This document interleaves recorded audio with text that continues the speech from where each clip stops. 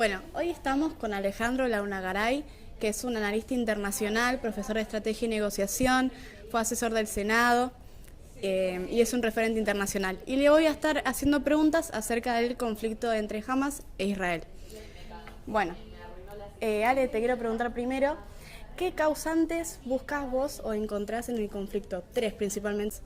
Bueno, primero hay una causante histórica fundamental que explica en gran parte lo que está pasando hoy, pero si vamos a lo reciente, una de las causantes es, primero, la intención de Hamas de boicotear el acercamiento entre Irán e Israel, mostrar la debilidad interna del gobierno de Israel y sobre todo los conflictos internos que afectaban a las Fuerzas Armadas. Eso fue fundamental y quedó explícito en la incapacidad inicial de reacción que tuvo el ejército israelí, que hasta el día de hoy se lo reclaman a Netanyahu.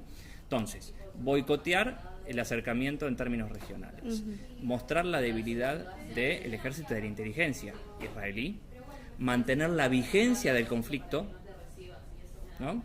Y por un lado, y también criticar y demostrar que la ocupación ilegal para el derecho internacional de Cisjordania y el bloqueo a Gaza fue como eso es lo que intenta demostrar Hamas, ¿no? Porque después, obviamente, cuando muchos analistas, incluso en Occidente y fuera de Occidente, explican estas cuestiones, hay una crítica muy fuerte desde la posición oficial de Israel, obviamente porque estamos viviendo una nueva guerra. Entonces, las posiciones y las narrativas y las realidades horrenda que estamos viviendo, ¿no? A partir del atentado terrorista de Hamas, hay que decirlo, bueno, despiertan muchísimas reacciones, como lo que estamos viendo hoy día en la ONU, donde Guterres explicó que esta situación no viene de la nada, dijo textualmente, y el gobierno israelí salió a pedir prácticamente su cabeza, ¿no? Bueno, en una guerra suceden estas cuestiones donde los grises pasan a ser blanco-negro y o estás conmigo o estás contra mí. Y bueno, por supuesto que la sensibilidad de este conflicto histórica y actual está a flor de piel, ¿no? Bueno, como segunda pregunta es el tema del rol que cumple Estados Unidos, Rusia y China, principalmente. Bueno, Estados Unidos es un actor fundamental en esta situación porque es el que maneja, y lo estamos viendo en los últimos días, cómo ha frenado la ofensiva terrestre, o la ha retrasado por lo menos, es el actor que maneja y que limita la libertad de acción, como lo vemos en términos de estrategia, la libertad de acción de Israel. Y por supuesto, socio y apoyo fundamental, histórico y actual en términos económicos, en términos políticos, dentro de las Naciones Unidas, en términos militares, etcétera, etcétera. Es aliado clave y fundamental en lo que pueda llegar a ser Israel en este conflicto, como lo ha sido en los conflictos históricos, ¿no? Rusia y China, a diferencia de lo que muchos piensan o lo que se dice muchas veces en los medios, tienen buena relación con Israel, ¿no? Porque toda la región del Medio Oriente es una región estratégica para todas las grandes potencias y es una región en disputa. Entonces, lo que estamos viendo también tiene cierta relación con lo que fue el acercamiento entre Irán y Arabia Saudita, gestionado, promovido y mediado por China, ¿no? Frente al acercamiento entre Arabia Saudita e Israel, promovido y gestionado por Estados Unidos. Chocan las influencias de las grandes potencias, como pasa en todo el mundo.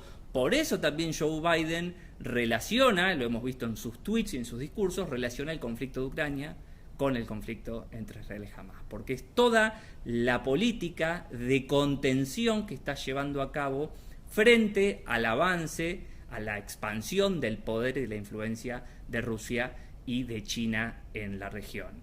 Sí han mantenido una postura un poco más moderada en términos de pedir un alto al fuego, ¿no? Y de mencionar y destacar la muerte de civiles en Gaza en manos de las fuerzas israelíes, pero ojo que los Estados Unidos tampoco lo ha dejado de lado eso y está reclamando incluso Biden en sus discursos, ¿no? Que puede entrar más ayuda humanitaria y de hecho ha retrasado la ofensiva, presionado no, pero gestionado para retrasar la ofensiva terrestre porque el costo político que los Estados Unidos está pagando, Israel aseguró oficialmente que se juega su supervivencia, entonces va a avanzar todo lo que pueda, utilizando todas las fuerzas que necesite. Pero los Estados Unidos, en términos de la opinión pública internacional y en términos de su posición global, está pagando un costo político frente a la opinión pública internacional que no se vive hoy, que no toma de la misma manera que por ahí ha tomado otras guerras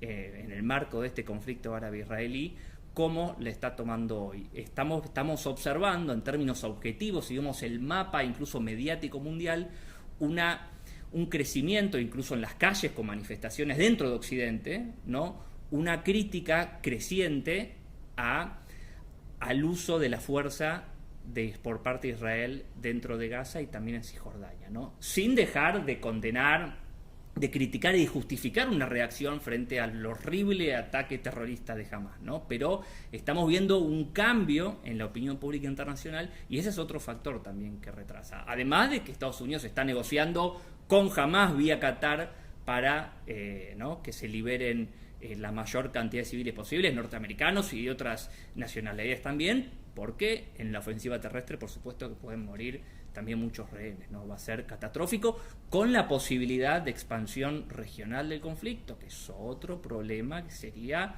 también muy peligroso y grave, no solo para la región, para todo el mundo. Totalmente. Y bueno, y la última pregunta es, ¿qué solución creerías pertinente para terminar con este conflicto? Bueno, el 98% de la comunidad internacional y de los especialistas opinan que la solución concreta y efectiva sería los dos estados, ¿no? Que puedan convivir, incluso en la posición oficial de las Naciones Unidas y de gran parte de la comunidad internacional, que se pueda concretar la solución de los dos estados, un estado de Israel con su soberanía, el respeto a sus derechos, reconocido por ¿no? el lado opuesto, y también la existencia de un Estado palestino reconociéndose su territorio, su soberanía, que llegue a ser un Estado reconocido y finalizando la ocupación que el derecho internacional y las distintas resoluciones de las Naciones Unidas, ¿no? le reclaman que abandone la ocupación de los territorios, que los sigue ocupando, los ha seguido expandiendo, y bueno, eso en parte mantiene vivo el conflicto. Es una de las razones. Después está, por supuesto, el terrorismo de Hamás, que es real, no lo podemos negar y hay que condenarlo y rechazarlo porque fue horrendo lo que hizo. Pero la situación, incluso los problemas internos en Israel, con la deriva ultraderechista de estos últimos años, criticados por los israelíes, no lo estamos diciendo nosotros para criticar la acción, la reacción en este conflicto. Hubo marchas multitudinarias, incluso en estos últimos días también, ¿no? reclamando incluso en los medios israelíes, en los medios de comunicación israelíes, pidiendo que renuncie Netanyahu, criticando, incluso dentro de las Fuerzas Armadas, hubo sectores que decían que si avanzaba la reforma judicial de Netanyahu iban a renunciar a las fuerzas. Porque esa reforma judicial que impulsaba, que giraba hacia un autoritarismo, dicho por los medios israelíes, no lo estoy diciendo yo, eso ponía aún más en peligro la seguridad nacional. Ese debate, que hoy por ahí no se ve en otros medios, se da dentro de Israel. Entonces es importante conocerlo. Seguimos condenando el ataque terrorista horrible de Hamás, pero hay que entender la situación interna de Israel, ¿no?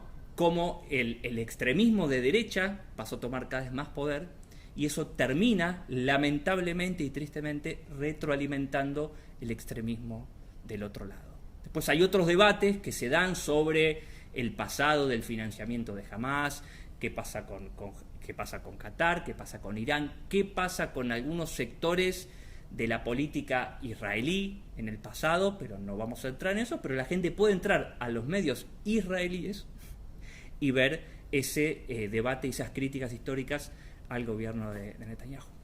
Bueno, eso es todo. Gracias, Ale, por tomarte tu tiempo. Por favor, un placer.